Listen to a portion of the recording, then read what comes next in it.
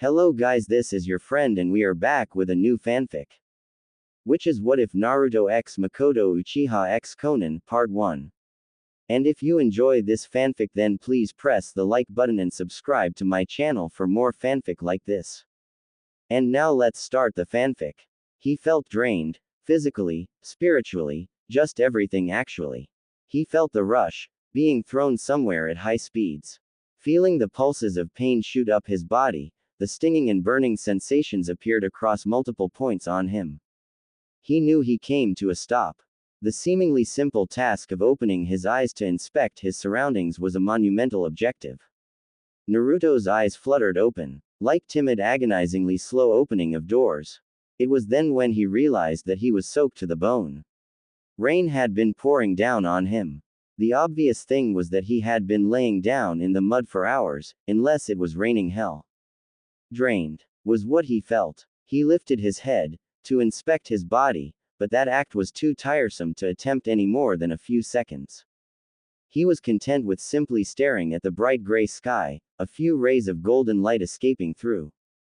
He had been told that this jutsu was dangerous, too unpredictable.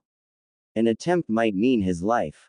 It was worth it, just for a small chance, no matter how pitiful it was. It was not like he had anything to return to.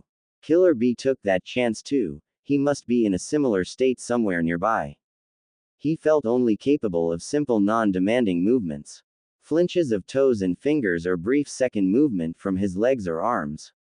He never felt so exhausted in his life, feeling nothing came close to the fatigue he felt now. He heard the patter of rain land on his forehead. Rest was out of the question. Yet, if he fell asleep would he die? It might be possible, yet he didn't care. He might drifted in and out of unconsciousness, but he would never fully know that. He felt a raging battle of wills begin to settle within him.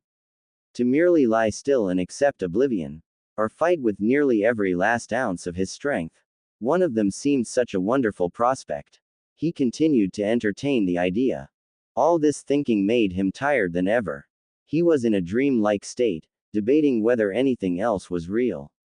A single word formed continuously: act.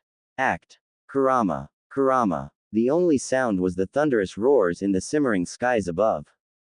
The melancholic sky shifted. The overall grayness formed into a steel ceiling, tinted red for whatever reason. The yellow rays turned into the rusted pipes sprawling the sides of the walls. It took a moment to discern that he was inside the giant fox's seal. He was still laying in the water and even he felt tired inside. The giant gate was still open, that unspoken form of trust between them. He crawled toward the gate, until the dark within was vaguely illuminated for him. There he saw Kurama laid within, and even he knew that the proud Nine Tails himself was drained of chakra. Deep, loud breathing was heard, a state of sleep. Yet, when he called out there was no answer. He reached a hand out. Just a little chakra, enough for me to get somewhere. He wasn't sure if Kurama gifted it for him, or whether he took it. Yet, he felt himself absorbing the small source of chakra. A pleasant source pooled inside of him. His mind cleared slightly from the source of energy.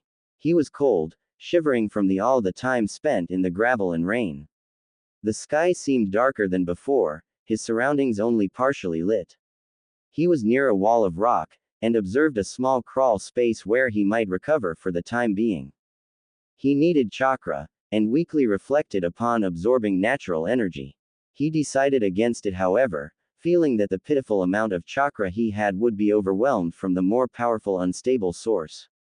He attempted to move his limbs, finding them more compliant than before.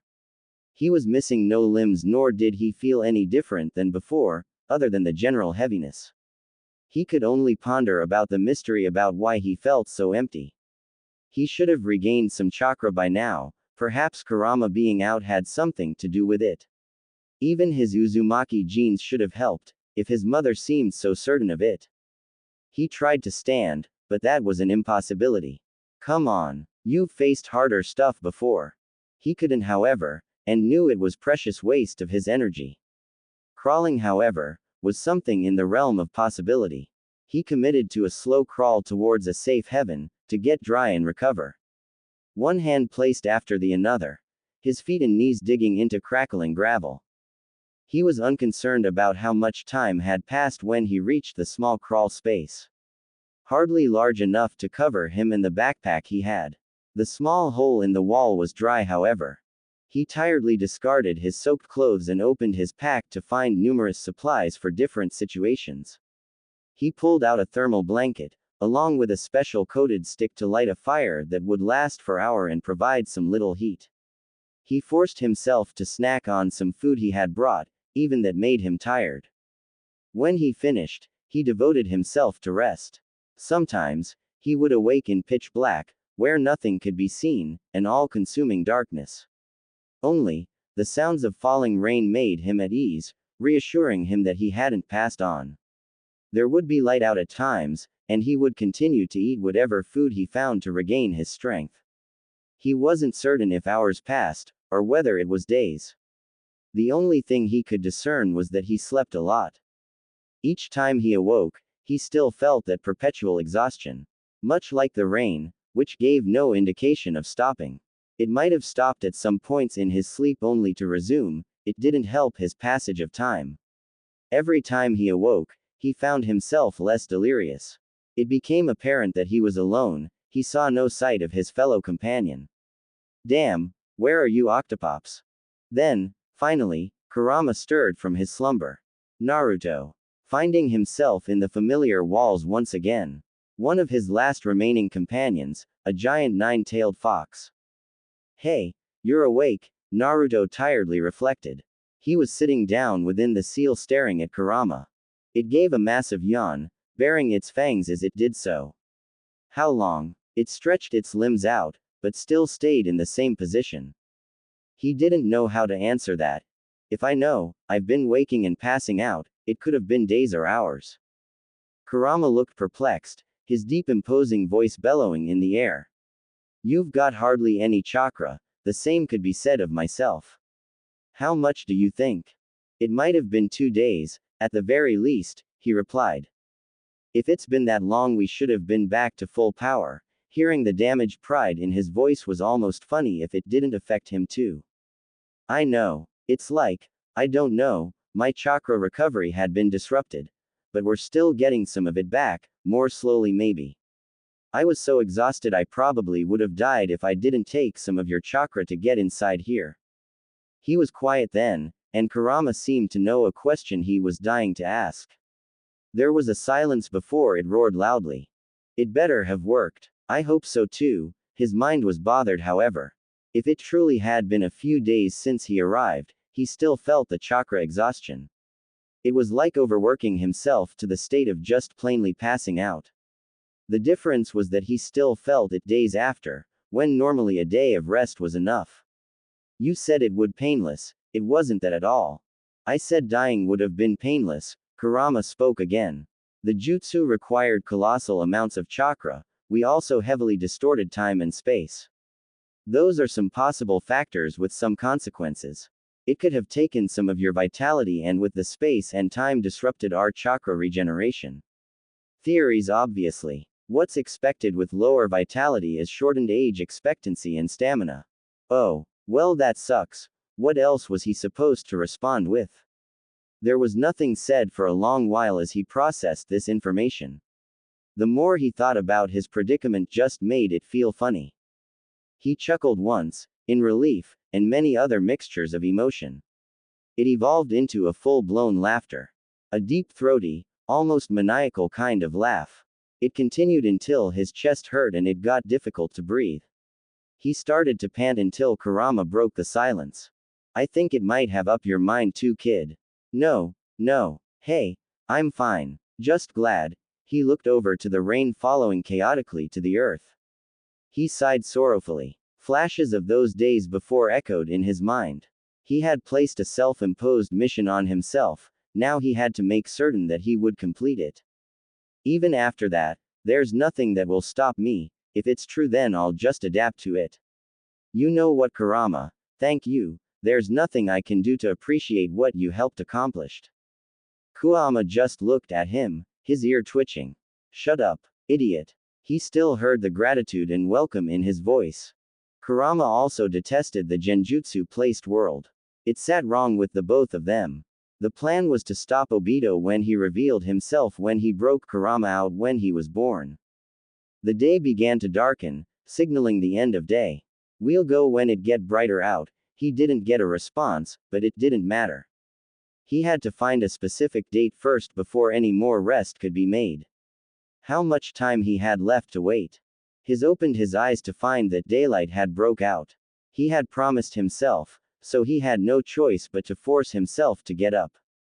His black and orange jacket had completely been decimated in the war. So he wore a hooded red jacket, a thick orange stripe on his sleeves. He had taken it from an empty store. He lucked out since it had a hood, protection from the seemingly unending rain. He shuffled through his bag, finding the week's worth of food he had stored were practically gone. It might have been an indicator at how much he slept, or just how much he ate. That wasn't counting on the ramen he brought with him, which he had a few for breakfast. He walked out, still feeling tender and exhaustion. He spotted some tracks from where he had landed. He could see some marks of the several places he had fallen and had skipped across from where he originally landed. He found a road nearby, and decided to take a random direction and set himself on the path. "Where's Octopops? Maybe back where he was at this time, you wouldn't exist yet, still in your mother's belly." "I don't want to hear about that." He shivered and focused on walking.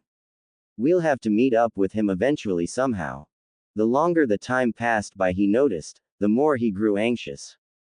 The landscape, and the weather all pointed out that he wasn't anywhere near the land of fire. It was all too unfamiliar, he couldn't recognize any sort of surroundings. It became apparent that he did not wind up anywhere near the Leaf Village. Especially after when he saw a sign that pointed towards a town he didn't recognize. He rubbed the nape of his neck, wondering how much time he had left until Obito made his appearance.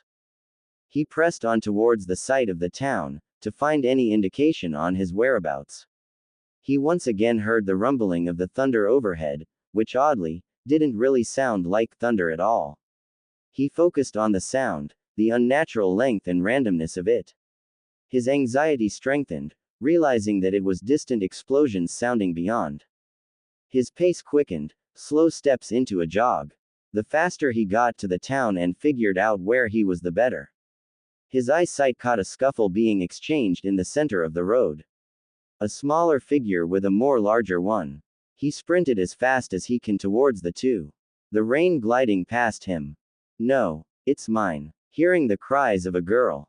The larger one harshly kicked her in the stomach, knocking her to the ground. He ransacked the pack that had fallen, clutching it desperately. "Get the hell away from her." As Naruto flung a small stone directly at the figure and hitting him squarely in the head. He was knocked over, yelling obscenities.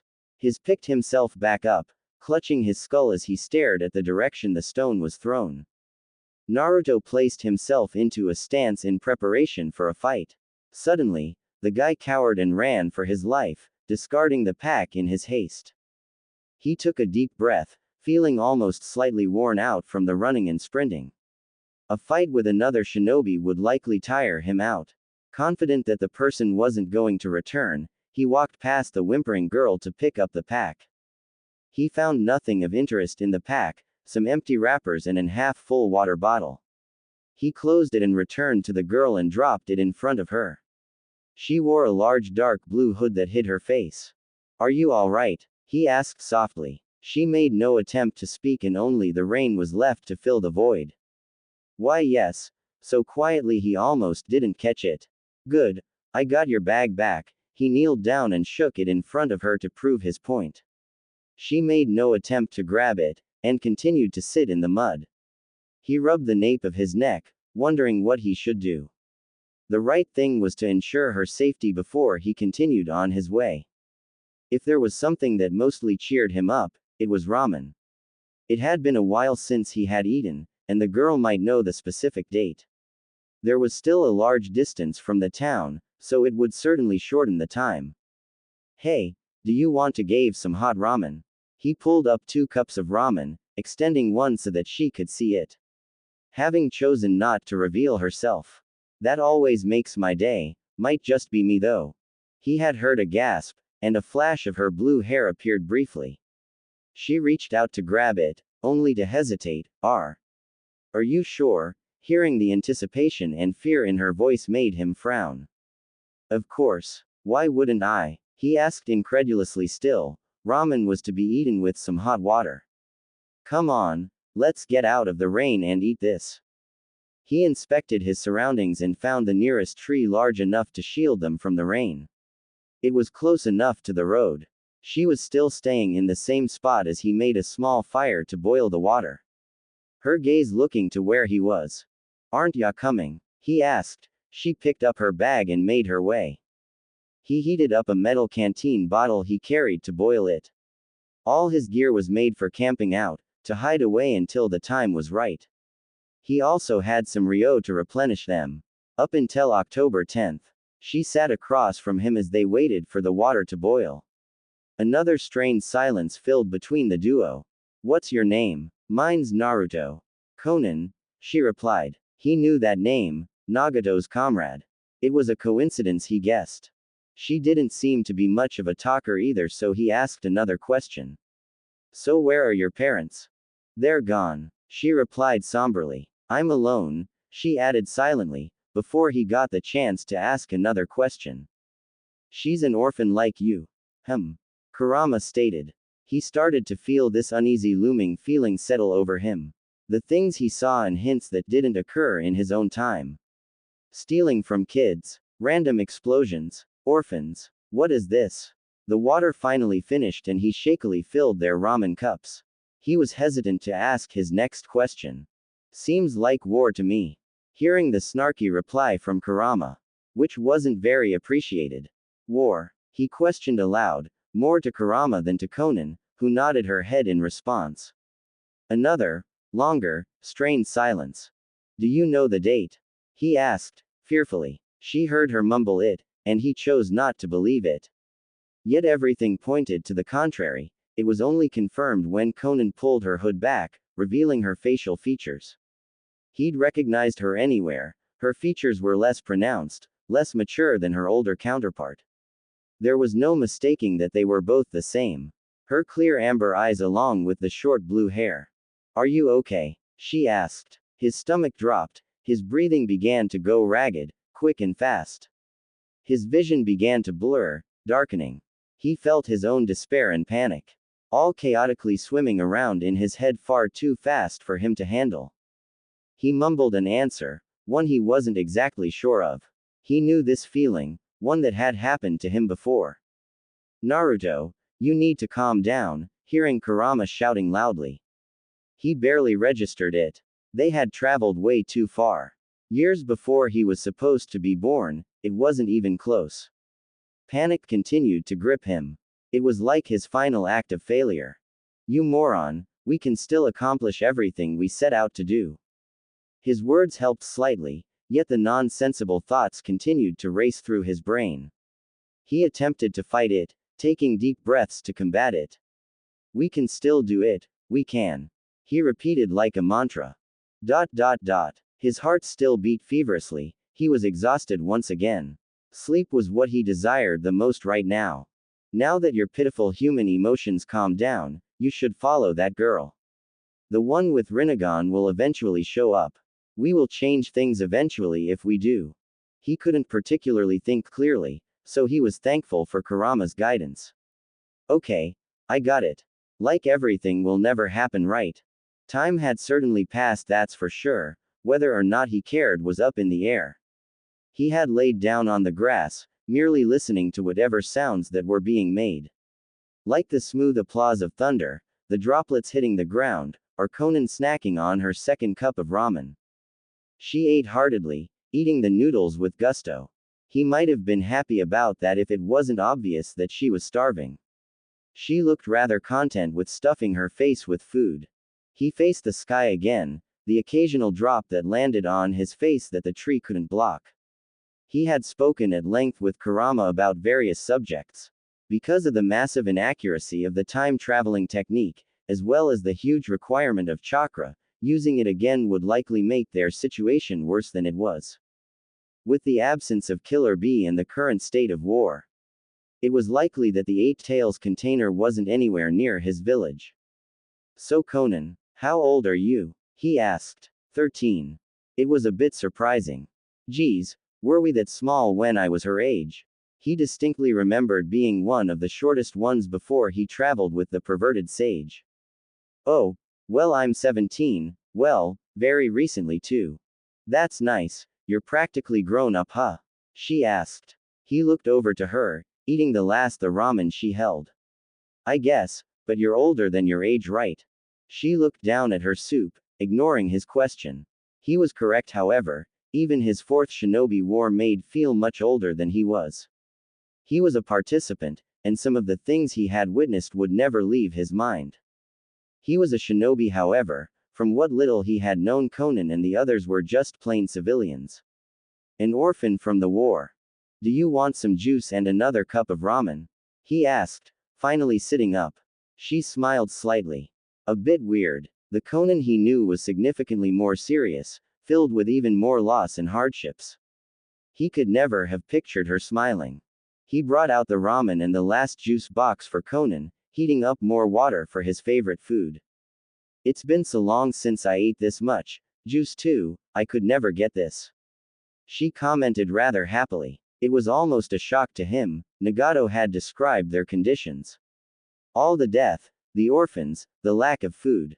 It was different to witness it firsthand. He ate to merely settle his stomach. So Konan, were you heading towards that town? He asked. The rain had finally settled in its ferocity. There was the slight misty rain, but that was the best that the land of rain could do. I was, she answered hesitantly. How about we go together? Two is always better than one. He looked forward, towards where the town lay. He guessed he had to lie, telling people he was from the future would give some unwanted attention. If anyone would have believed him. She looked perplexed at the question. We just met. Sure we did, we're both orphans. So we both already understand each other a bit. He looked around awkwardly. I mean, I have this dream I want to fulfill.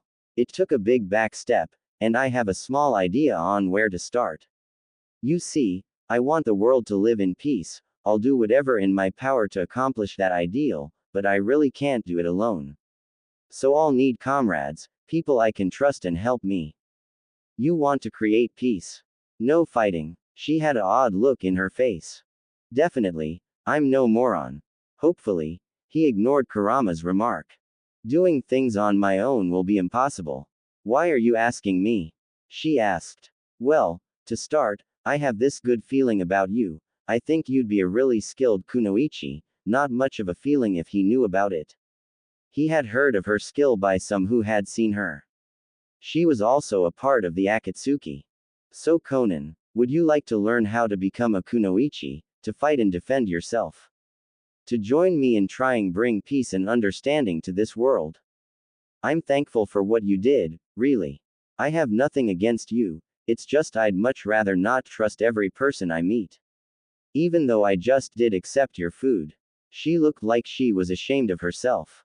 How desperation pushes you. Cautious, smart, probably more so than you, hearing Kurama comment. That's exactly what I mean, you're smart, it's how you survive. Hell, I got lucky I got someone to teach me how to fight. I'm extending the same courtesy the old man gave me.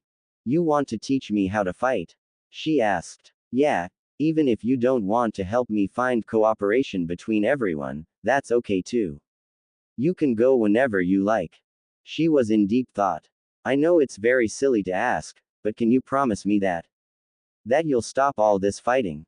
That's my word, I can never allow myself to back out on it. I know you don't trust me just yet, but I sincerely hope we can be friends eventually. Friends always have each other's back, he said rather proudly. She stared for a long while. I guess. There always have to be some sort of trust, even in yourself to get something done right. Quote. He smiled. Well, then, how about we get going towards the town then? Naruto looked around as he walked through the town. The market had little number of people going through. The town was moderately sized, probably housing several thousand people. It seemed like AIM liked to compact their towns, as many buildings were several stories high. He looked into his bag, which he had filled with food along with Conan's. He pocketed the rest of his money into his own frog wallet. This money will last us a little while. He thought of the possibilities of how to obtain more food later on. Apparently no one was hiring or looking for help, as an orphan was kicked out of the store by a shopkeeper. The orphan had complained that it was the last place to try and make money. Other shops seemed to be closing, from lack of business or moving somewhere safer. He wanted to help, but Kurama had said to leave him be, since sooner or later they too would be in that position. They would have to steal when they ran out. He enjoyed a half of a popsicle, the other half he had given to Konan. It was a slightly expensive to even buy. I don't remember how sweets tasted like, she said rather happily. He looked around the town he was in, it was in pretty bad shape. The war hadn't reached here yet, but the numerous homeless, refugees and orphans was staggering when they had first entered. They seemed to have set up camp at the edge of town. It was much less so when they entered the market district. The Fourth War was much different than this. He cursed at his laziness over not paying attention at the academy. He only really paid attention to his father's exploits, which only happened in the Third Shinobi War. He recalled Nagato saying that the war was waged only for money and expanding territory, and that AIM was at the epicenter at the three warring nations. Some AIM shinobi passed by, looked fidgety and nervous as they looked around quickly. It made him anxious, knowing that he held the hidden leaf headband in his own pack. There was no way he was going to get rid of it, a precious gift from Aruka. Even if the original cloth was wrecked, the metal band had sentimental value. Okay, find Yahiko and Nagato and then the perverted sage, then. Well, he supposed he could cross that bridge when he got to that stage. He had also bought a small tent for Konan, stored within a ceiling scroll. He yawned. It was nearing dusk as the orange in this distance showed. He and Konan were nearly outside the town. He spotted many beggars and camping refugees along the outside walls of the village. He stopped, seeing the tree line in the distance. He stood directly outside the gates, and a feeling crawled up his spine. The sobbing of a toddler stopped, and all he heard was his own breathing. Konan questioned him, but he couldn't hear it. He saw several AIM shinobi standing guard over the refugees, suddenly casting glances towards the tree line. He heard the branches being swept aside, the piercing of leaves. There was many, straight and with a target in mind. A volley of kunai and ninja tools pierced through the brush of the forest. He spotted the trailing pieces of paper behind them, hissing ferociously. Shinobi leapt out from the trees and were already making their way. There was so many innocents around him, all about to be caught in between. He didn't have to think about it, he acted upon instinct, to protect them. He called upon his companion's chakra, and he felt the power swell within him. He extended his arms, a larger and further reaching limbs appeared, catching the thrown kunai. Remembering the smaller and untrained Konan, he turned to her, shouting to run. Her eyes wide open, she flinched from the violent explosions and he felt the vibrations course through his bones. Muted screams pierced the air, and the people began to flee for their lives. Running through the gate that was present, he saw Konan beginning to follow the crowd before he turned his attention to the trees. His shut off the connection to Kurama's chakra as a shinobi reached him. He ducked beneath an attempted slash. Naruto kicked him in the ribs and he flew back in the attacking force's ranks. 3 more replaced the one and engaged him. He went pale when he saw their headbands. The leaf symbol engraved on their steel plates. Defending himself, he swiftly and skillfully evaded a punch before delivering an elbow hit to his attacker's face. He tripped in another one with a sweeping kick. On his own knee, he captured a fist aimed for him, and he was quickly caught in a struggle. He broke free by kneeing him in the stomach. Before anything else could be done, he was launched away by a jet of water. Catching himself in the air, he rolled on the hard concrete road before he quickly used his momentum for a running start. He shook his dizziness away as sprinted away. He looked behind him, some leaf shinobi trying to intercept. The pitiful amount of guards were already overwhelmed, but more aimed shinobi came to help. His pursuers were stopped by the reinforcements. He sprinted, reaching a decent speed as he passed by panicked civilians trying to distance themselves over the inevitable battle over the town. Naruto desperately searched for Konan as he heard many explosions sound around him. Some leaf shinobi had already infiltrated, engaged in a battle and causing destruction around them. Her well-being was his priority. He felt the blood flow quickly in his veins as adrenaline coursed through him. He already saw several people laying motionless on the streets, explosions echoing destroying his surroundings, rubble falling from above as they struck several innocents.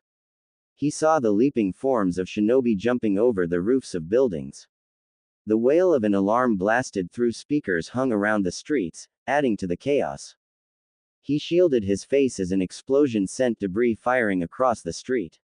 Children and villagers alike screamed in terror as they ran away from the conflict, only to meet more ninja clashing with one another. He heard a roar, crackling and crumbling as he noticed a building began to lean vicariously. The crowd began to disperse near the leaning frame of concrete, several people stumbled and fell.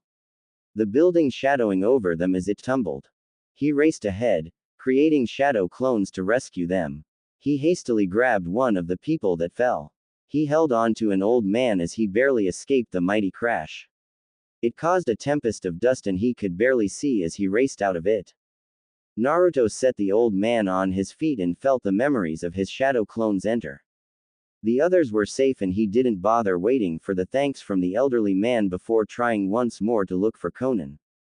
Racing by several streets, before he finally spotted her. She was picking herself off the ground and someone her height beckoned to her by an alleyway. He quickly came and picked her up. She was surprised to see him before turning to the other kid. "Come on, I know a good way out of the village," he shouted. The street they were on was already clearing. "Hurry, before someone spots us." He definitely knew him, at least his face. A person he was looking for and had technically fought on one occasion. "Let's go, Konan," he ushered her towards the boy he knew was named Yahiko. "It's a sewer, yeah, but we should be able to get out safely through here," the orange-haired boy explained. He led the way with a small flashlight through the darkness. He heard some voices echo in the tunnels. "Don't worry, those are some people that I helped earlier. It's like a maze down here, so I made some signs that pointed the way out, gesturing towards an example. I was bored a lot so." "Ha, these kids are clever, no wonder they survived," Kurama commented. Naruto heard the vibrations made above. The two younger ones he was with showed their nervousness in subtle ways. Their shallow breathing and constant looking over the slightest noise. He kept his senses on the lookout for any potential attackers. They slowly trudged through the muck and pathways. He definitely avoided touching the walls or anything in particular. "Where's your pack, Naruto?" Raising his shoulders, only to find the weight he carried was gone. He paled in his realization that he had lost it. "Damn it, that had nearly everything we had." He clenched his fists in anger. "I must have lost it," he muttered several more curses as they walked. It wasn't much longer when he heard the constant dripping of rain hitting the sewer they were in. "This is it." When they finally stopped, an arrow pointed upwards. A ladder was beside it, leading to the gray sky above. He jumped up, landing outside and inspected his surroundings. Just a grassy field with some several pairs of footprints leading towards who knows where. There was the distinct lack of sound from the direction of the town. The obvious was that the fighting had reached its conclusion. Hearing the clinking of the ladder being used as he waited above.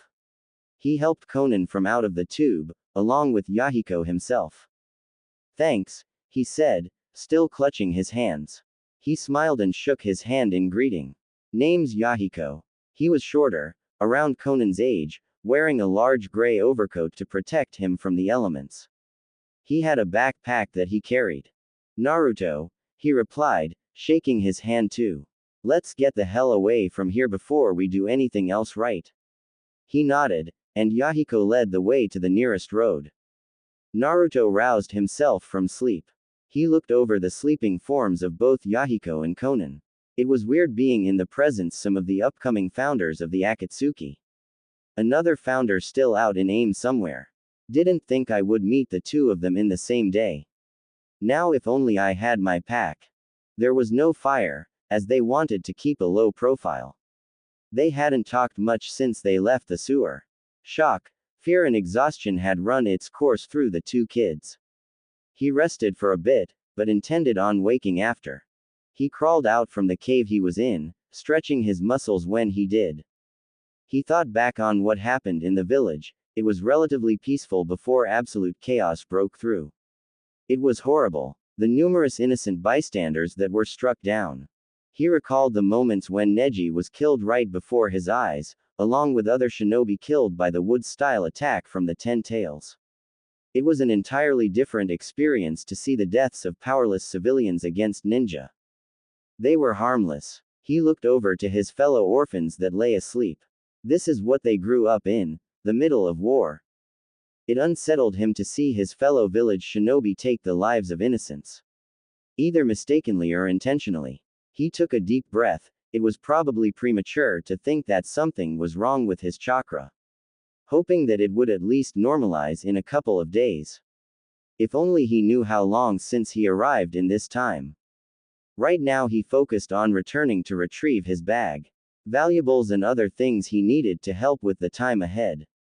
His chakra was still fairly pitiful, he hadn't had any time to recover, plus the clones he created to help the civilians sort of halted him. He had no choice but to get that bag back. His exhaustion wouldn't stop him now. He sat outside with some protection from the rain. He merely sat down, contemplating. Hesitantly, he formed a shadow clone and felt a drop in his chakra. Before it was so plainly unnoticeable. He formed a Rasengan next and he noticed he had to put more effort into it. He took a calming breath and attempted to mold some chakra, even that took a bit of labor. So I sort of have this disability, huh? He really did hope it was temporary. Anything can have consequences, no matter how mundane, great or terrible. Kurama commented. Since when have you become such a philosopher? Since I became your brain. Quote. I think I should avoid trying to use sage mode for the time being, until I at least fully recover, he frowned worriedly. Naruto, Kurama called out, his voice serious again. Take into account of the worst case scenario that you'll never return to normal, that'll you'll get more exhausted easily. I'm in a similar state with my chakra too, so I can't let my chakra flow so abundantly into you anymore. Alright, it was a disturbing thought. A sacrifice for a great accomplishment, he hoped that it wasn't true. Everything would be so much better if he didn't have to give anything at all. It's been a really long day. He wasn't looking forward to it. He felt some built-up frustration, from everything. He wanted to destroy a nearby piece of tree, but even that would take of his precious energy needed for today. That made him even more pissed off. Some of the items he held in his bag had some sentimental value. He wasn't about to lose it immediately since coming back. He had enough of it, however. He was a person of action, and that's something he always did. He wrapped a long piece of cloth around his face, to help hide his identity. He stood up, flipping his hood over him and started the walk back to the town that had been seized. He sprinted across wet ground and slippery trees to get to the town. He saw the glow of the town in the skyline as he neared it. He saw no sights of patrols so far. Seeing the buildings in the distance, he slowed his approach. It would be crazy for me to go barging in like I own the place. More than usual at least, the fox commented. He wasn't sold on the idea of hurting his comrades either, even those from other villages. If he had his leaf band, he might have been able to infiltrate it more easily. With his pathetically low chakra, he wouldn't be able to create hundreds of shadow clones at the moment. He could have snuck back inside through the sewers that Yahiko had showed him. Except it seemed more likely that any entrances would have been sealed, or had traps placed on them. If they showed any form of competency at least. So the only ideal plan was a more direct approach. He circled around the town to find the most vulnerable spot to get inside. Making sure to avoid any small patrols around the village. He soon found an area that was the least occupied, which wasn't much compared to the other options, but it had to do. It would be smart if there was traps placed everywhere, Kurama said. Yeah, good call. He stood at the edge of large field filled with tall grass. Rain softly drifted to the ground like falling mist. The moonlight shone faintly through the cracks of clouds, hardly lighting the landscape. The sun had disappeared a little more than 2 hours ago. The only useful source of light came from the upcoming town. The lack of colors on the buildings and constant rain had an air of melancholy associated with it. He slowly traversed through the tall grass, hoping that there weren't any Byakugan users guarding it. It gave him some slight pause, that he shook away. Now's not the time. There were numerous amounts of traps engineered to alert of any possible intruders that Naruto bypassed. Even though the distance to the town was about 200 meters, it was taking a while to traverse the distance. He was getting frustrated at such a slow crawl, but what he found out when training for senjutsu was that sensing for nature energy helped calm him. He did not dare try to collect any of it, if his chakra had been disrupted. After an hour of avoiding traps and various curious patrols, he finally made it into the edge of town. Some shinobi ran their rounds as he jumped up to the nearest building, hiding between some cracks in the building. There were numerous leaf ninja littered among the flat roofs of the towns. He witnessed house raids being completed, captives being rounded up at the nearest street. Do you think I should help them? Seeing several being thrown to the ground, several civilians were sobbing, clutching their children and loved ones. You'll only make it worse.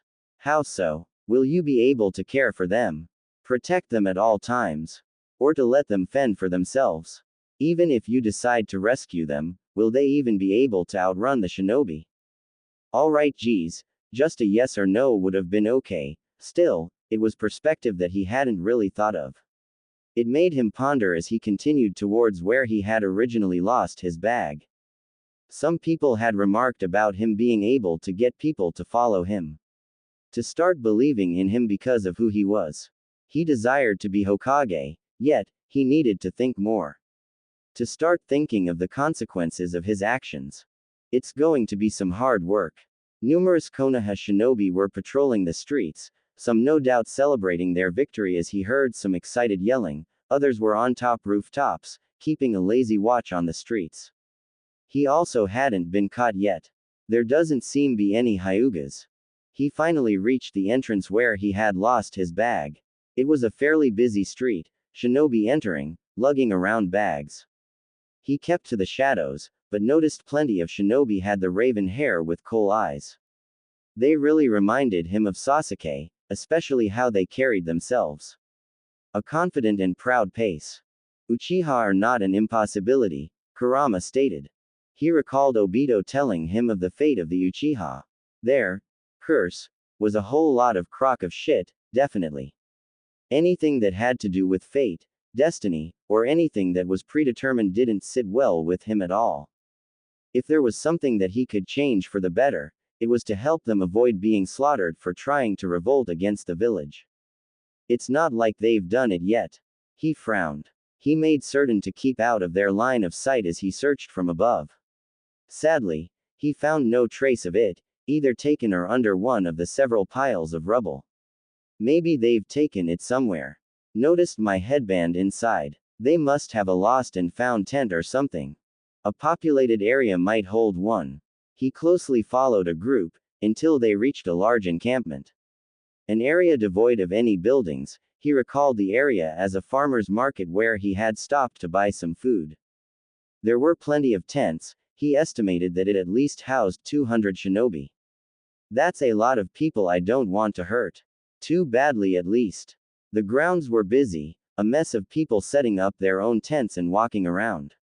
He saw several buildings that surrounded the site, shinobi entering and leaving. It should be in one of those. The problem was that there was too many people going about to sneak in. The plenty of guards above the buildings would also spot him. Shadow clones for a distraction. Then, he created several shadow clones to duplicate themselves outside of town. He waited for a whole half hour before he felt some memories mix in with his. At least 30 solid clones to create a distraction, starting in 2 minutes. He moved out of the side of building he was on, quickly and quietly traversing to the top. A Chunin guard was overlooking, mostly keeping watch over the other flat roofs. He silently crept up behind him, recalling some of the training Jiraiya have taught him. He reached for his neck, and he began to desperately struggle.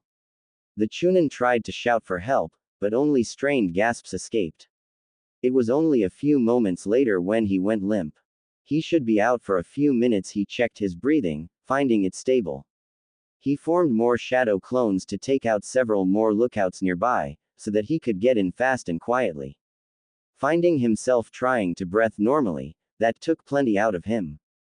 He heard the muted booms in the distance, the light of the flares near the entrance of the village. Excitement grew down below. Shinobi exited from out of their tents. Jonin shouted orders to their subordinates. The courtyard quickly grew chaotic as the mass of ninja made their way towards the commotion.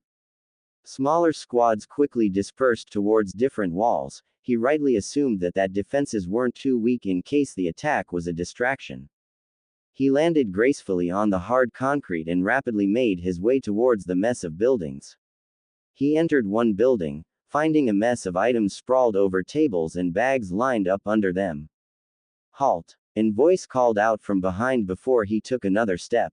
He didn't listen, instead turning around and facing a straggler. You dare attack Konoha territory? He said lowly. The raven hair, the black bold eyes. Naruto saw he wore a high-collared outfit similar to Sasuke's. He saw the symbol of the Uchiha embroidered on the jacket. His next words were condescending. You're infiltrating, stops here.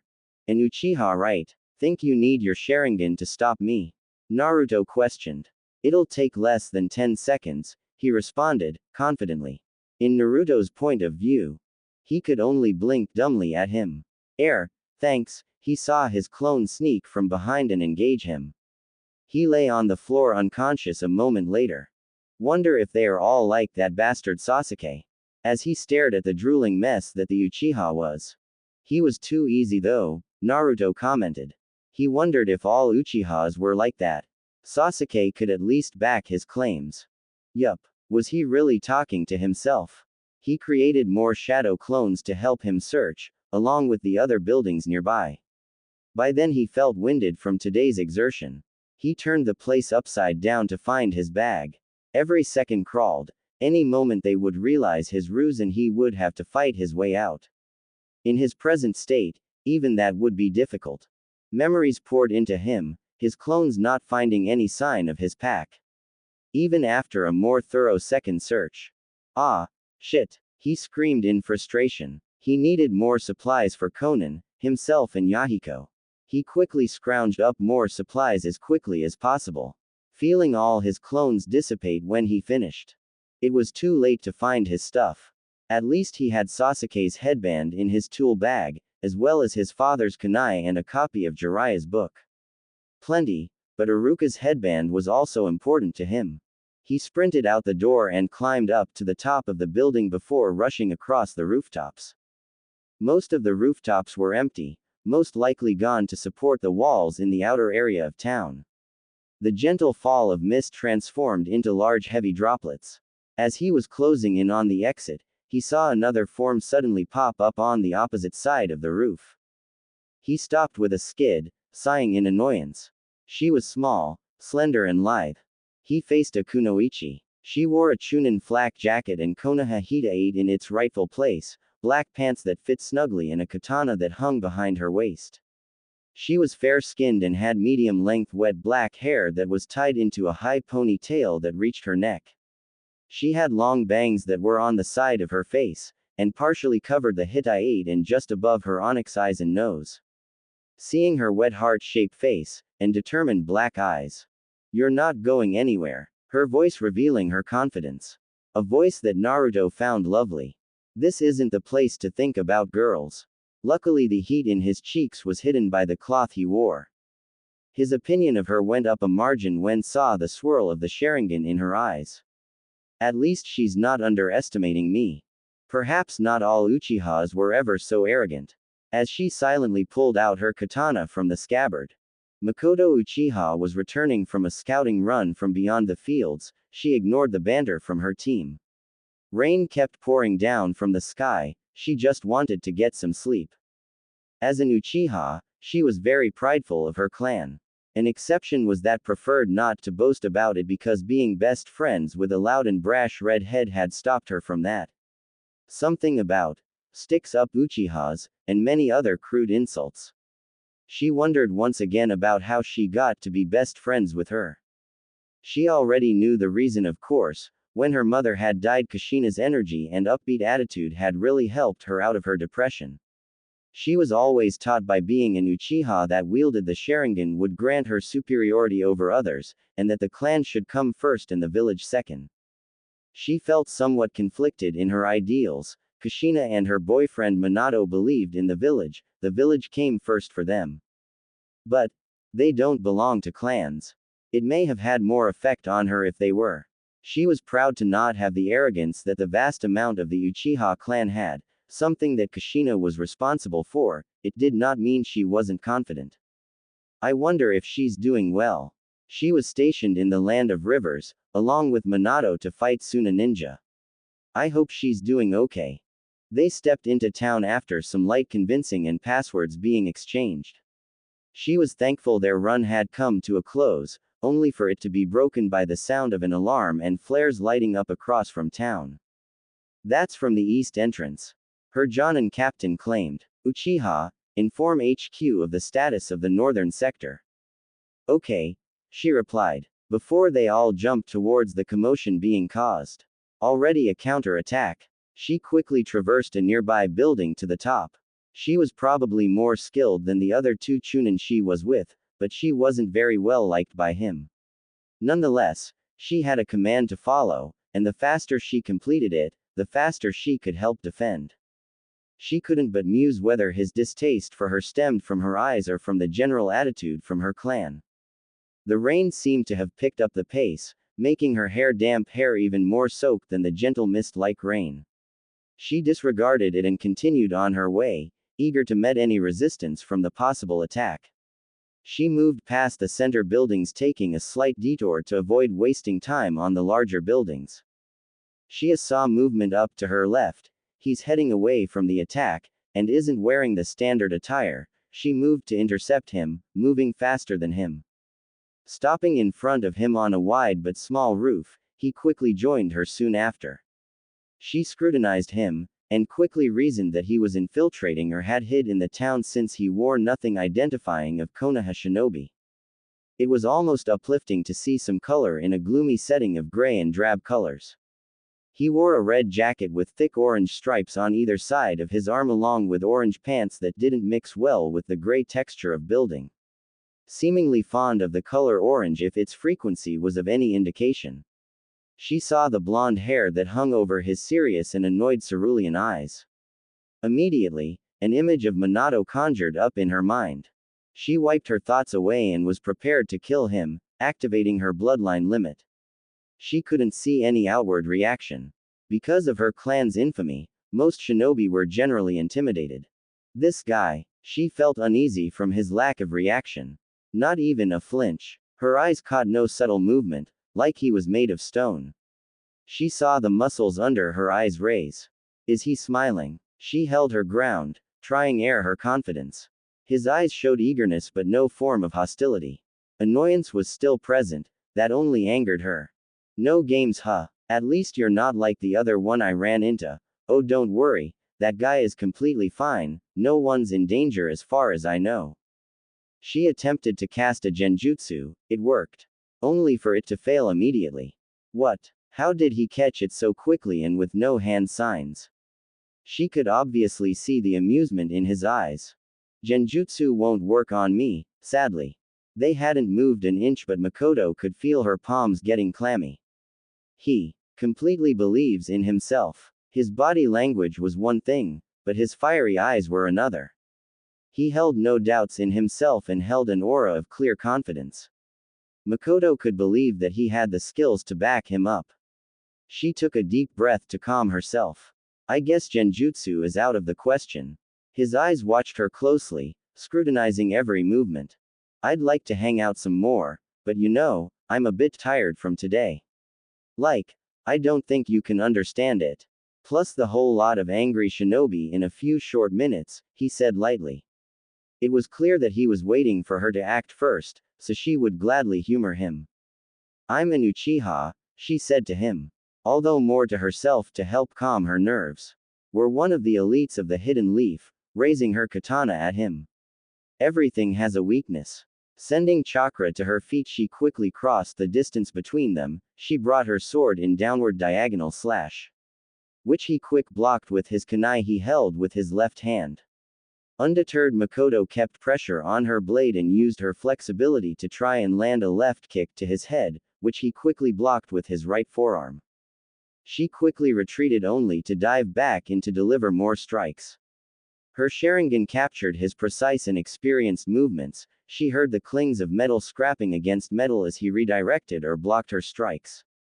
It's like he's playing with me. As he hadn't even retaliated. She jumped away and sheathed her katana. I'm no master at kenjutsu yet. Once she landed, she quickly closed the distance once more.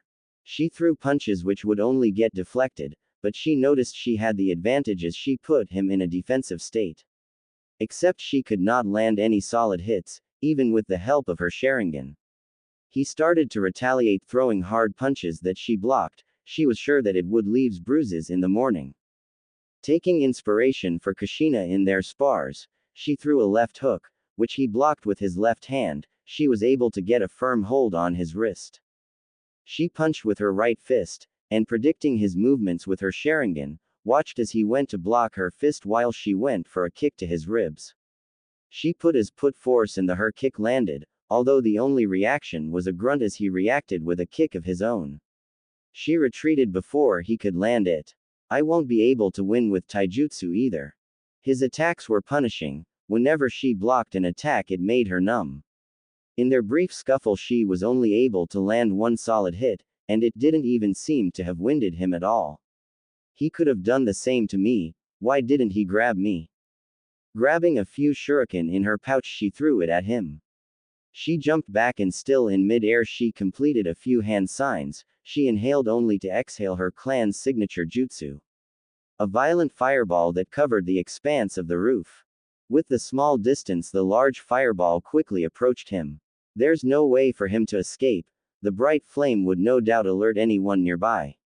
Just in case, she quickly placed her right hand on the hilt of her blade in a reverse grip. Once it dissipated, she noticed a hole in the roof. What's up? She heard behind her, almost playfully.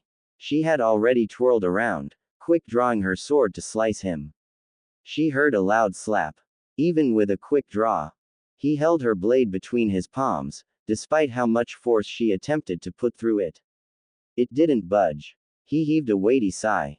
That's good enough. I'd enjoy a little spar, but I'm a bit too tired of all this, perhaps some other time.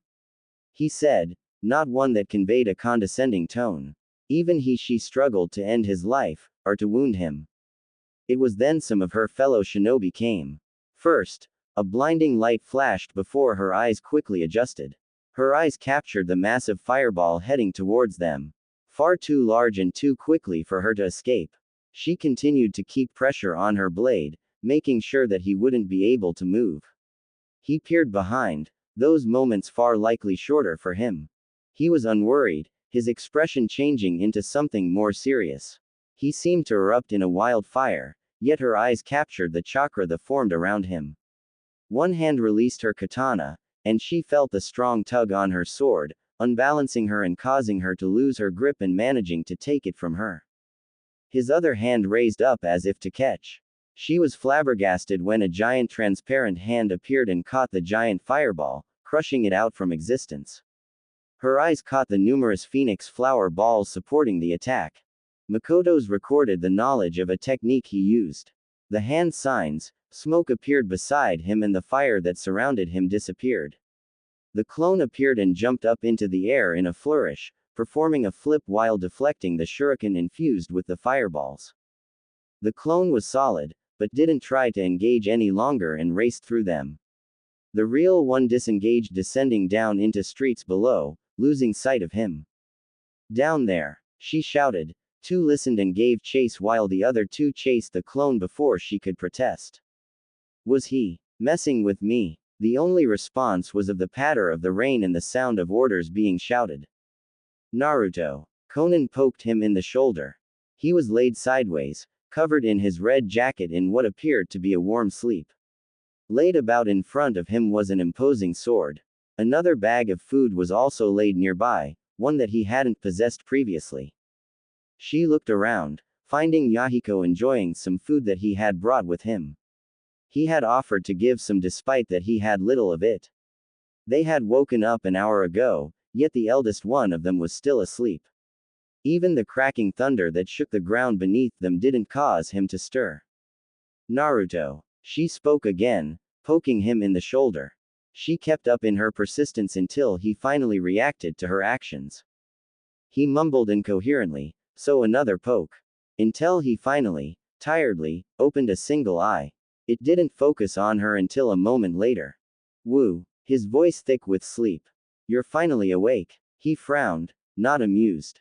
She didn't quite know him yet. If his dreams really were genuine or not, she was given food. Plenty of it too. He was very friendly, not suspiciously so. He just acted without some underhanded purpose. She wanted to find a bit more before deciding anything. His food offerings made her stay. Where did you get this? She grabbed the blade by his handle. Surprised with the little weight it had, she settled it down after showing it. He really didn't react to her. Found it? He mumbled. So you found this big bag of food too?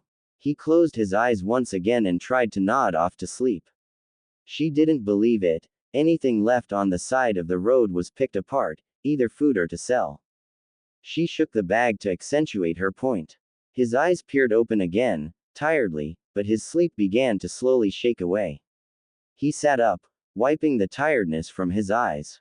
He sat back against the cave's surface and he just simply looked at her. Fine. I stole it from the village when you went to sleep, he yawned deeply. I've gotten it just for the two of you. She stared at him, wondering about several things. If he simply stolen it, or the fact was that he really was capable of himself if he was able to sneak back into the village filled with ninjas. I forgot to give the sword back to the pretty kunoichi too.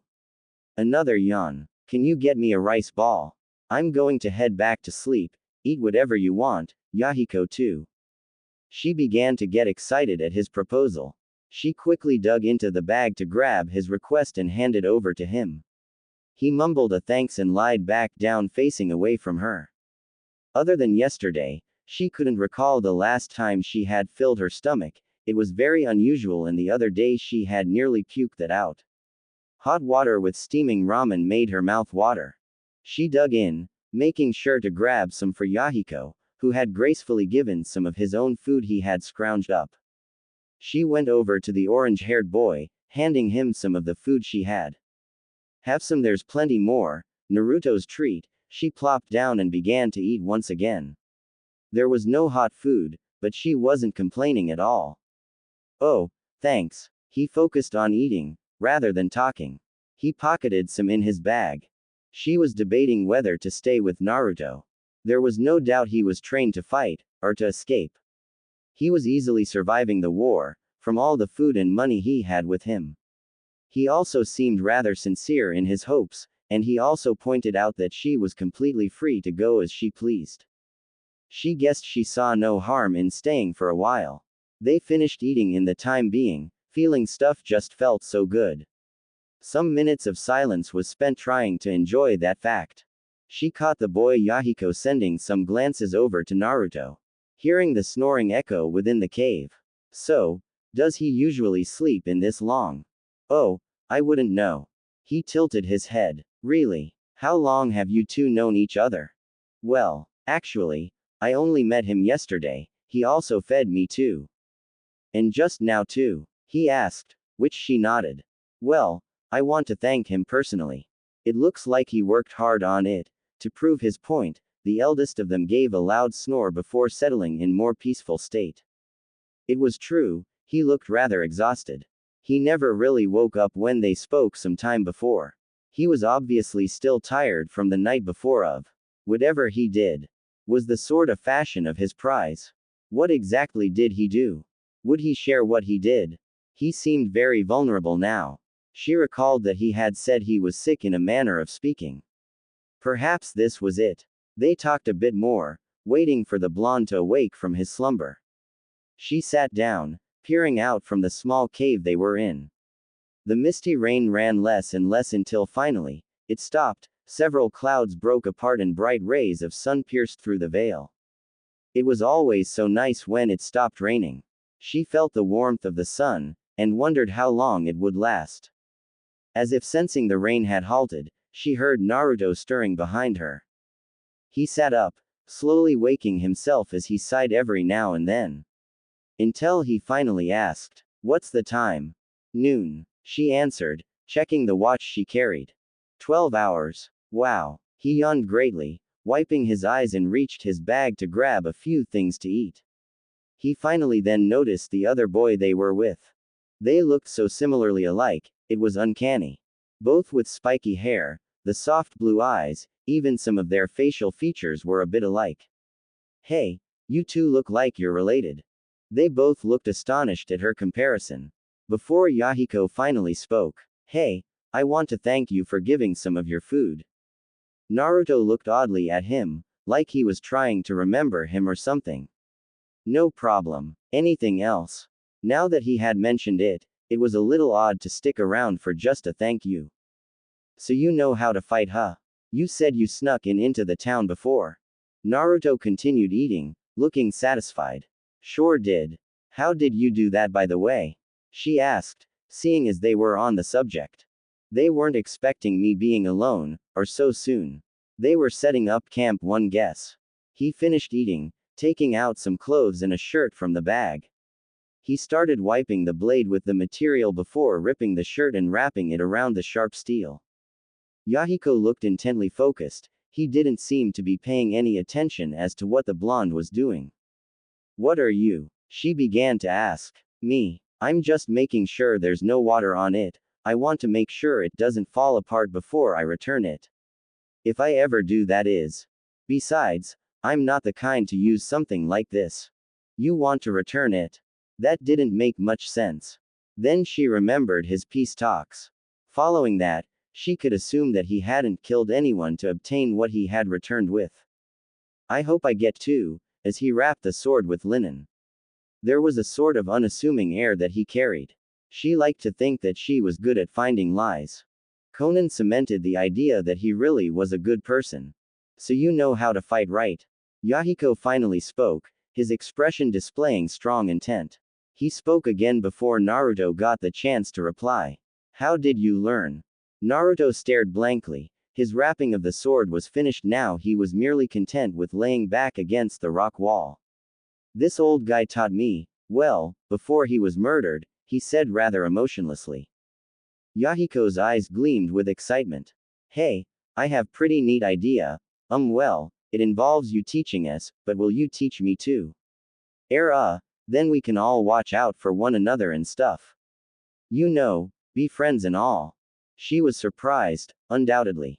All she had thought was to survive another day, and really, that changed just now as thoughts were towards when the next meal would come. No one had ever offered her food before either, yet these two had. She laughed quietly. That's what Naruto had said, except the way he phrased it sounded much better. "Huh." Caught off guard, turning over to Naruto, who bore a smile. "You had the same idea too." "Yeah, I don't think we're the first ones either." Naruto crawled out from within, reaching the outside.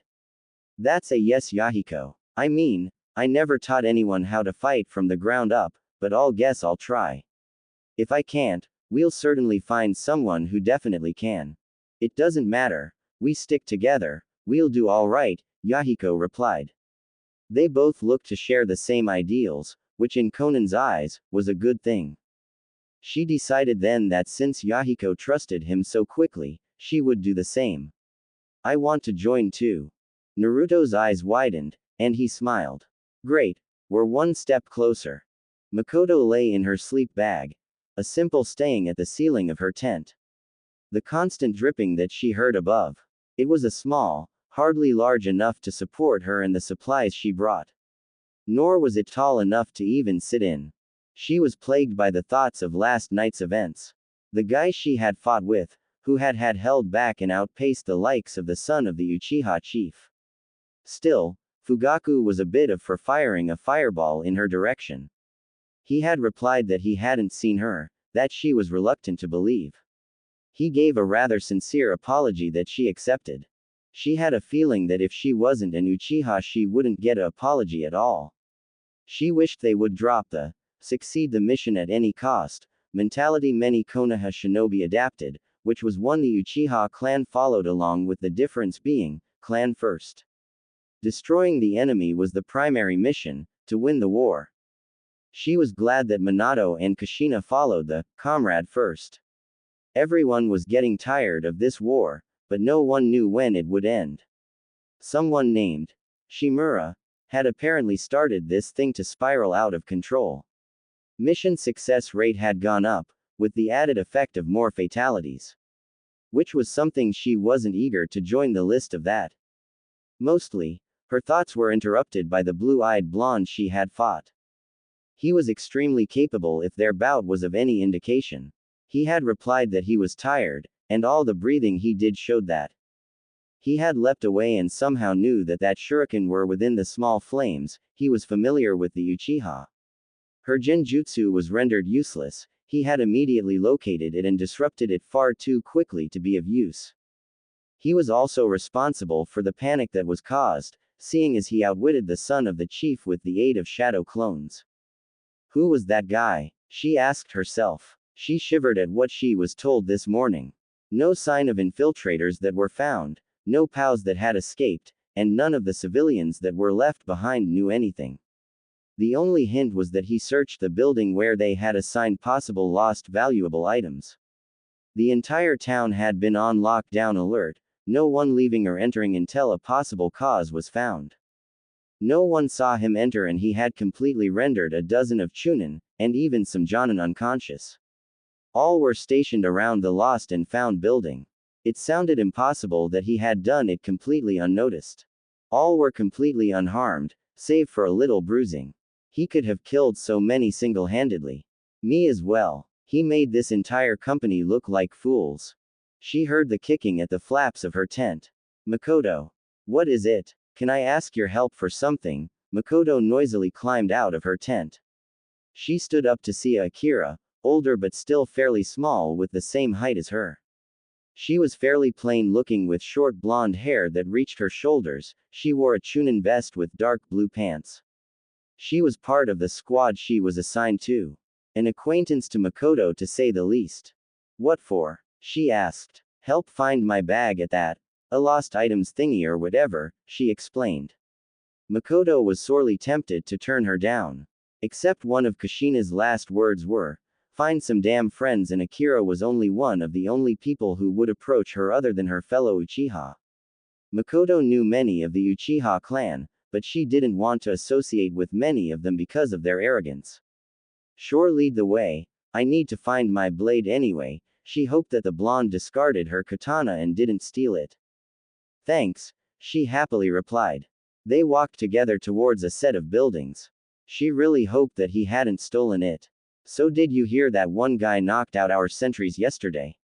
She asked. Yeah, I actually fought him, she replied. She waited for her usual response. Oh, how did it go? How did he look like? How old was he? Was he cute? She hoped that last bit was more of joke than a serious question. They haven't known each other for long, but Akira did like to talk about boys. At least she's competent enough. Why do you want to know? He's the enemy. He can't be that bad if he hadn't really hurt anyone. Came in, went out without doing a whole lot. She couldn't really argue with that. Even when she fought him, she did not particularly feel in danger. Not to mention that she felt he could have ended her immediately. She sighed either way. I wouldn't know what he looked like. He had the majority of face hidden. I can only say that he had blonde hair and blue eyes. It really reminded me of Minato Namikaze. She cooed. He's really a looker, isn't he? She had to agree. That didn't mean she would ever verbally acknowledge it. There was talks about how he was an prodigy, so he was well known within the village. He had become a Jonin early on, a testament to his skill. She wasn't one, yet. They passed through the sights in town quickly, finding the building of the lost items. They entered. She had overheard that this was where the perpetrator had been seen, and also subdued in Uchiha. So what's your bag look like? I'm not sure. Seriously. What? I just got that bag. Anyway, there's supposed to be a tag inside. You're so forgetful. As Akira wandered off towards the assortment of bags and other large items in the corner, she herself went to the weapons that were sorted neatly in the center of the room. Despite several inspections and closer examinations of similar blades, she couldn't find it. She fumed internally, before reasoning that it may take a while to appear. She would have to keep checking afterwards to see. She hoped that her sword hadn't been stolen by the blue-eyed guy. She dragged herself towards Akira, who was still searching.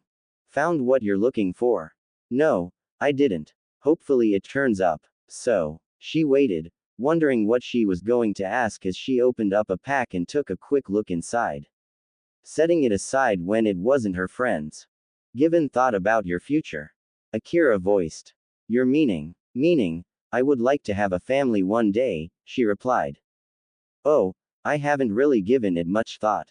I mean, you're 17, right? Surprised by her question and answer. She was mostly occupied with trying to survive this war. Heroics can wait, it was what the majority of her clan was focused on. Another was trying to be an worthy kunoichi, of that for her clan and village. It's for the future obviously, not right now. It kind of gave her thoughts about what would occur if a kunoichi found out if she was pregnant during she was deployed in the war. If there was any consequences of that. It felt like she had been deployed for a lifetime, despite the fact that she served a year's worth of the war. Her thoughts and anything said by Akira was disrupted from the bag she had opened and read. There, inscribed on the tag inside was, Uzumaki. She blankly looked at it, making sure she wasn't hallucinating such a thing. Uzumaki, she whispered. From what she knew, the Uzumaki were wiped out in the beginning of the war. The only one she knew was Kushina, and the only one in the village. Her curiosity piqued. She searched inside to find food, scrolls and a most peculiar thing. A leaf village headband, stitched on a long piece of black cloth. Puzzled, Kushina wasn't stationed anywhere near her, in fact 2 days' journey south. It became apparent that it didn't belong to her. Found it, Akira announced, displaying it for the world to see. Deciding that it was in Kushina's best interest, she took the bag and placed it around her shoulders. It likely didn't belong to anyone in her battalion. Konan walked alongside the 2 people she had met. She had never had some companionship before. She notably felt safer, but she didn't survive for so long without being wary. She looked at Naruto, who looked very contemplative, but occasionally would glance somewhere at brief periods. Perhaps it was something that she hadn't heard. He had said he was shinobi trained. The eternal-like rain fell gently. She thought it most often fell harshly. It was a nice change of pace, like it was sign of a lull. There was some other refugees, but they kept to themselves on the other side of the road they walked on. Naruto. What is it? He asked, looking at her under the hood he wore. Is it okay if I ask you something? She saw Yahiko take a small glance. No doubt he would hear whatever there was to say because of how close they walking. Go ahead. I mean, friends ask each other things, right? And know each other, so ask what you want. There was plenty of things that she wanted to ask, but it felt rude to ask so many at the same time. Well, this dream of yours, how do you think we'll accomplish it? She couldn't quite understand how they would get it done. Naruto gave a friendly smile. Well, through what my godfather would say, he desired that peace to be achieved through mutual understanding, no violence, and to resolve our hate for each other. That sounds pretty simple, Yahiko replied. I want to stop this war. I do too, but I think it sounds pretty hard. Yahiko continued to talk, more fiercely. We share the same thing then. That's why I want to train. Hey, then that means we're partners then. Naruto seemed kind of happy about that. Except there's a catch, you can't give up, no matter what. That's what it means to be a shinobi. Having comrades beside you, supporting you, there's not a lot that you can't do together. Yahiko looked up at the gray sky, his voice low. No more fighting, just peace, you won't have to worry about anything ever again. It sounded surreal. To her at the moment, seeing the hungry looks of refugees she passed, it sounded impossible. It was only something to dream about, but the way they believed in it. It looked like it can be done. She vowed to herself that it would be her dream as well. They had walked a snail's pace to what he was used to. The only thing that made him feel better was that the land of rain wasn't quite as large as his home country. What would have been a day's run, if uninterrupted, would be a week's journey. That was only accounting for the length of the country, they were only heading towards a town. He watched over the sleeping forms of Yahiko and Konan, under their shelter. If it can ever be described at that, which was only a slope of a cliff that hid them from the overhead rain. If a wind picked an unfavorable direction, they would awake drenched. Naruto mused that they would have made into the town the Yahiko had picked if they were shinobi. They weren't just yet, just civilians so far. They could not sustain themselves near a fraction as to what shinobi can. He had suggested that Yahiko pick their settlement, since he had no knowledge about the country, and Yahiko happily suggested their destination. It was somewhere further away from the war zones, at the very least danger wouldn't reach them for a while. Absent-mindedly, he found that he had his father's kunai in his hand. He didn't quite know when he picked it out of his tool bag. He fiddled it with, tracing the kanji that was inscribed on its handle, it looked worn already. He didn't know the technique of course, but it was something to remember his father by. You ready to go? Minato asked. Naruto nodded, taking a deep breath at the sudden surge of power now that the full power of Kurama entailed. He looked at his dad, his Edo Tensei eyes still present. Like him, Minato had been able to escape with the help of Kurama.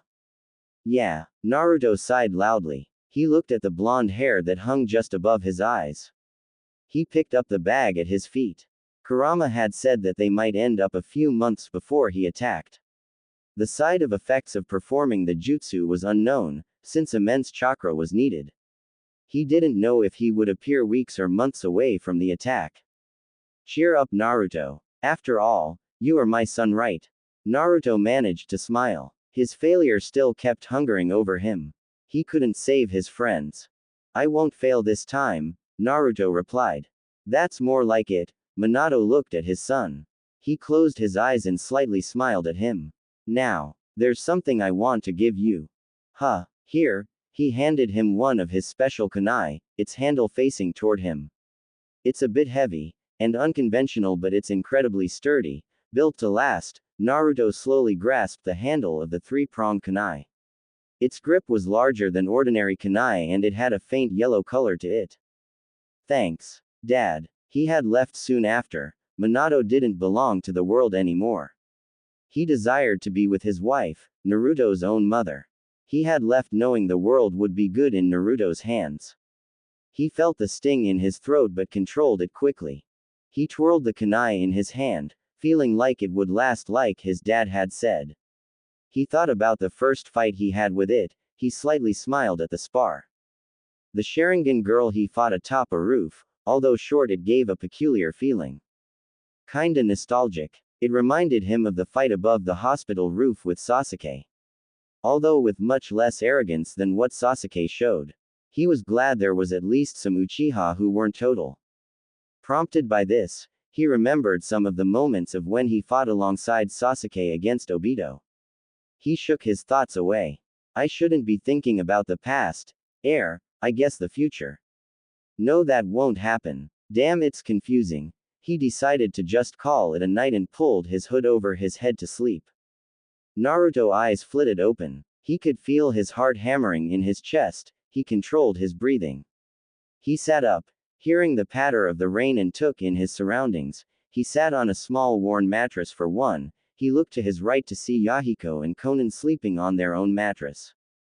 They found the cave they slept in, and at Yahiko's suggestion, they planned to make it their little home.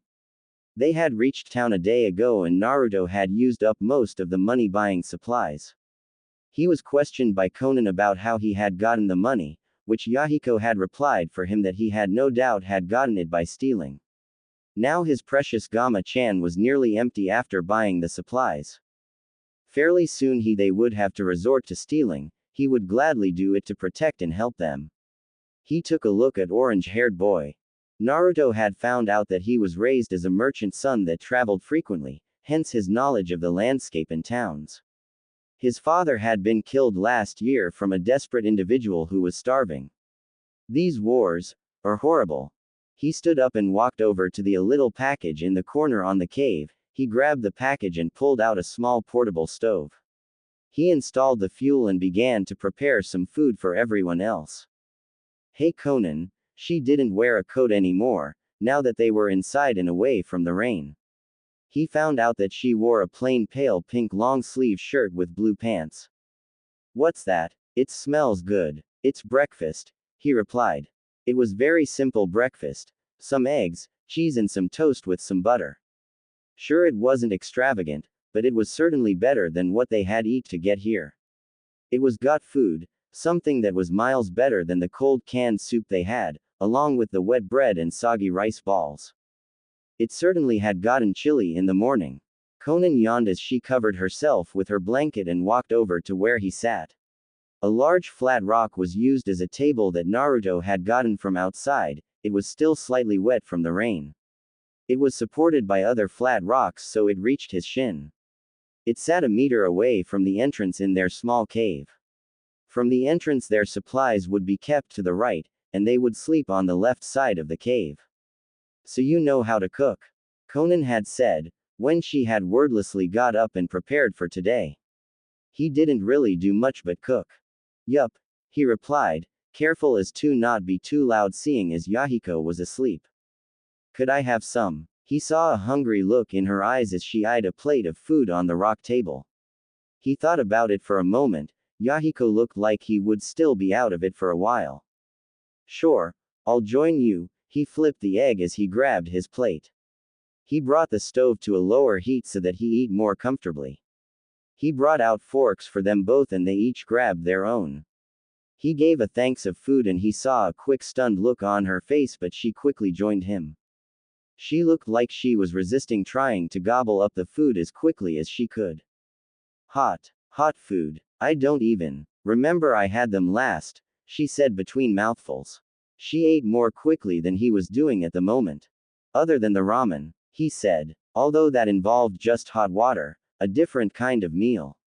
Glad you like it, it's going to be like that for a while, he smiled. They ate in silence for a bit, the only sounds were from the rain, forks lightly scraping on plastic plates and along with Yahiko's loud snoring. Can you teach me how to cook? She asked determinedly. Naruto looked up at her and he quickly wiped off the surprise on his face. She was never taught by her parents, and she never had the chance to teach herself. Of course. He nodded. In fact, I'll show you right now. Huh. He ushered her to join him. Right now? Yeah. Come on. Konan quickly stood up and went around the table, and sat herself right beside him. With a spatula he quickly took a slightly burned egg from the small pan and placed it on a spare plate. He left the heat where it was, since it was her first time trying to cook. So, what do we do? She asked. Well, put some butter on the pan with this kunai. He let her handle his father's kunai. That's too much. Yup, that's okay. She put the butter on the pan and it started to melt. What does the butter really do? As she eyed the melting butter curiously. Well, it doesn't make the food stick to the pan and it can make food taste better. She nodded in understanding and the butter started to sizzle. He handed her an egg. Here, make it crack on the pan. How? Like this, he mentioned with his hands an imaginary egg, on the edge of the pan. And then when it cracks, you split the egg with your fingers. Right, I'll try. She shakily brought the egg over the edge of the pan and brought it down, with too much force. The shell broke and the yolk came spilling out on stove, she gasped. Hey, don't worry about it, just try again, he tried to reassure her. He tried to hand her another egg, which was met with another shake of her head. We need to save our food, don't we? She asked hesitantly. Then how are you supposed to learn how to cook, huh? He asked curiously. About that, I'm pretty much out of money, but we can always steal. I don't know, I guess. Listen, I messed up a lot when I learned how to cook, you'll get better, promise. Okay, if you say so, she took the egg once more. Here's a easier way, break the shell over the pan with the kunai. Konan followed his advice, and smiled when it worked with no harm done. So when do I flip it? When it becomes more solid. There, now you can do it, she clumsily flipped it, which resulted in folding in on itself. It didn't matter all that much. It's ready now. It's not as great looking, Konan commented. Probably tastes just the same though. If you say so. How did you even make toast? As she looked around for a toaster, they didn't even have any power. With this, he showed her a metallic can, both with the top and bottom torn out. Some wire was wrapped around the top. He removed the pan and replaced it with the can. Just put some bread and it will be toast soon enough. She watched in fascination as he flipped it the other side. There. Now breakfast for Yahiko is done, so let's wake him up. I wonder when Nagato is going to show up. He thought absent-mindedly as he showed Konan how to cook some soup. Okay, so add the tomatoes now. She picked up the tiny cutting board filled with diced tomatoes and dropped into the soup. They had been here for 2 weeks now, their supply of food they had bought with his money was now depleted. It seemed his train of thought was similar to Yahiko. Now we gotta steal, the orange-haired yelled out. He sat himself down next to the table. It's the only way. Really? Konan asked, as she looked at him for confirmation. I think so too. I mean, we even tried to look for jobs, Naruto said. He knew it was inevitable, along with Yahiko, they tried to at least find something. I mean, if we're going to be strong shinobi, we gotta eat right, you know. He heard some deep amused laughter from the being within him. That's pretty funny coming from you, Naruto, you ate ramen all your life. You can't lie, you pretty much ate solely ramen, Kurama chuckled some more. He felt embarrassed by that fact. It was true, however, even while with Jiraiya he hardly went a day with the stuff. Now you're thinking, Yahiko said. Dragging him back to reality and not in the sewer whenever he talked to Kurama, hardly any time had passed at all. This war had taken everything from us, it's only right that we take some of it back, right? So is that soup ready? I think so. Konan gave a questioning look to Naruto. Pretty much, as he checked the soup himself. A small comfortable silence overcame the three orphans. They sat and listened to the rain and most importantly, the hot soup. So Naruto, he mentioned for him to continue. Don't mean to pry or anything, but about your past. Where do you come from? Yahiko asked. At the request of Kurama, he had to make a backstory for himself. I guess I'm sort of like you, I traveled with some old guy, Naruto said, both of the orphans listened intently. I guess you call him my godfather since he knew my dad since before he, you know, they nodded in understanding. They were shinobi, right? He nodded. See this kunai? He pulled out of the unique kunai he was given before. This one belonged to my dad, it's special to me. Yahiko leaned in to get a closer look as well as Konan. Before Yahiko decided to interject jokingly. And you used it as a butter knife. Naruto couldn't help but laugh. It's kind of disrespectful if you ask me, the orange-haired boy continued, nodding to himself at his wisdom. Yeah, whatever, here's your bowl, he replied, settling the other one for Konan and himself. They ate quietly for the time being, taking in the quiet. Yahiko was the first to finish, he didn't get up however, instead on looking determinedly at him. Naruto, do you think you can teach us now? He blinked at them. Shinobi training? Yes. Naruto rubbed his neck. Well, to be honest, it's all really simple for me. It comes entirely natural for me, since it's been so long ago since I first started. When did you start? I was first being taught when I 6 years old. I was pretty good too, made top marks and all. Really? Top marks in what?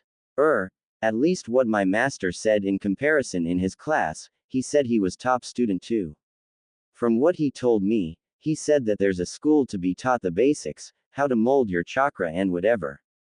Then you get picked for a team and are assigned a Jonin, an elite ninja to teach you a bit more stuff. From which village? Naruto tried to feign being puzzled. You know, I actually never asked, he just trained me so I didn't really care. Yahiko agreed, and Konan spoke up. What do they teach at shinobi schools? The old man said he taught me everything that is usually taught at the school. Basics. Blade handling, tool throwing, chakra control, boring safety, some ninjutsu, taijutsu. Plenty of other things that I probably forgotten about. So how would I handle a sword? Yahiko replied. Well, I was taught about it, how to care for it, amateur level handling and techniques. Got no ninjutsu with it, and I'm no master with it. So I don't think I would be good enough to teach you much. How about we start with that? I think teaching you the first thing I learned is better, he replied. Yahiko frowned, mumbling something about it being more fun. How do we that? Konan asked. Well, how do I explain this? Naruto scratched his head. It's within you, you kinda have to meditate to find it. So you search, and once you find it, it shouldn't be too hard.